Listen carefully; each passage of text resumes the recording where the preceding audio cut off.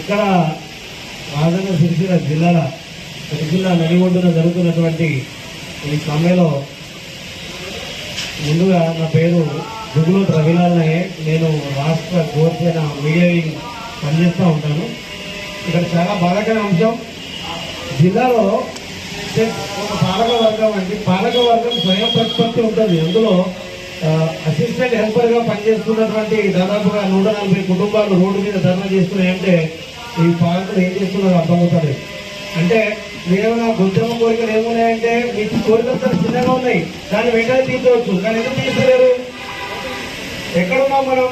తెలంగాణ రాష్ట్రంలో విద్య, వైద్యము, ఇటువంటి కాంట్రాక్టు లేబర్స్ వాళ్ళందరినీ కూడా రెగ్యులేట్ చేస్తానటువంటి రాష్ట్ర ప్రభుత్వం ఇంతవరకు కూడా రెగ్యులేట్ చేయలేదు. అంటే అప్పుడు 10 ఏళ్ళు ఆ విధంగా కష్టపడ్డాం.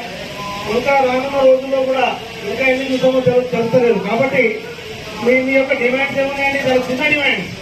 ఐటీఐ పూర్తి చేసి అసిస్టెంట్ హెల్పర్ గా మీరు అసిస్టెంట్ హెల్పర్ పిలుచుకున్నారు, మిమ్మల్ని జేఎల్ఎం గా పిలువని మీరు అంటున్నారు. జూనియర్ లైన్మెన్ చాలా చిన్న సమస్య, అది వెంటనే మార్చవచ్చు.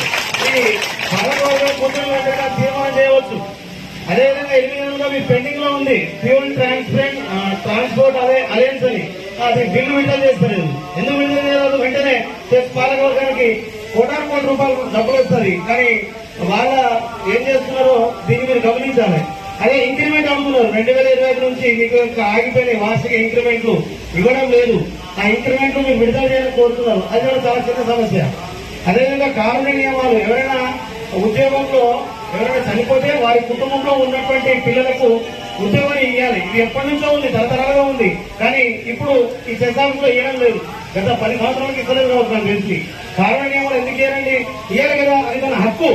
మన హక్కును మనం ప్రశ్నించకపోతే మనము ఇక్కడే తొక్కేస్తా ఉంటాం. కాబట్టి మీ యొక్క డిమాండ్ చాలా ఇవి వెంటనే తీసుకోవచ్చు. ప్రమోషన్ చేయాలి. అర్హులైన వారు ఎందరో ఉంటారు, ఐటీఐతో ఉద్యోగం సంపాదించి వాళ్ళు డిగ్రీ చేసి ఉంటారు, క్వాలిఫికేషన్ ఎక్కువ ఉంటుంది, వాళ్ళకి ప్రమోషన్ ఇవ్వాలి.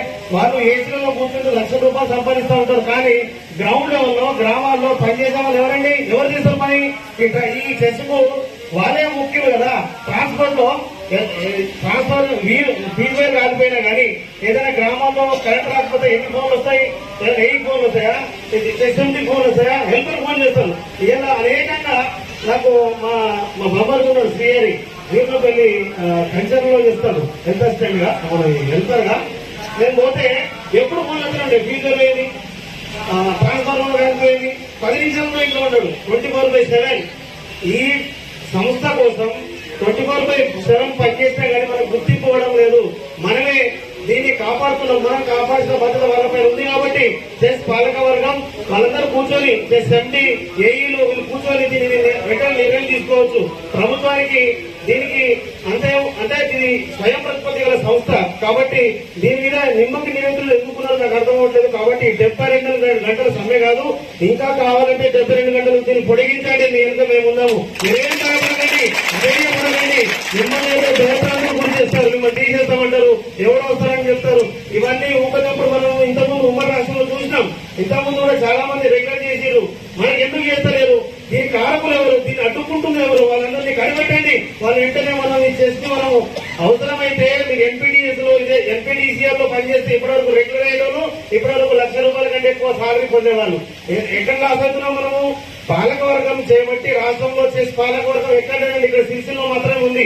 మరి ఈ పాలకవర్గంలో ఉండేటటువంటి చైర్మన్లు, ఎండీలు వీళ్ళందరూ ఏసీలో కూర్చుంటూ మిమ్మల్ని ఈ రోజు 72 గంటలు మీరు నిరవధిక సమ్మె నిర్వహిస్తా ఉంటే, రాత్రి పగలు అనుకుంటే ఇక్కడే పడుకుని ఉంటే కూడా కుటుంబంతో సాగొచ్చారు, పిల్లలతో సాగొచ్చారు.